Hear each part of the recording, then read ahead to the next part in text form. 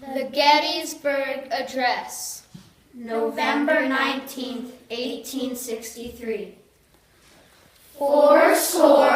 7 years ago, our fathers brought forth on this continent a new nation, conceived in liberty and dedicated to the proposition that all men are created equal.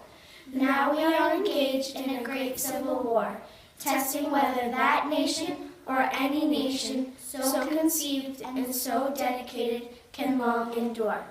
We are met on a great battlefield of that war. We have come to dedicate a portion of that field as a final resting place for those who gave their lives that that nation might live.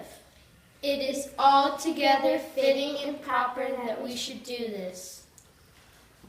But, in a larger sense, we cannot dedicate, we cannot consecrate, we cannot hallow this ground.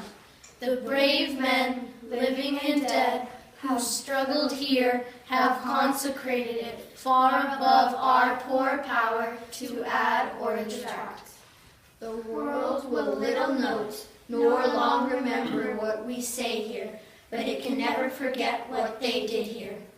It is for us the living, rather, to be dedicated here to the unfinished work which they who fought here have thus far so nobly advanced.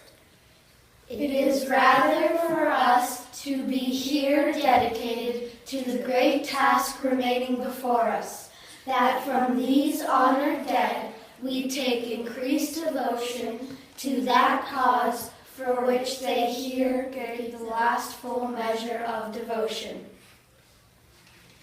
That we have here resolved that these dead shall not have died in vain, that this nation, under God, shall have a new birth of freedom, and that government of the people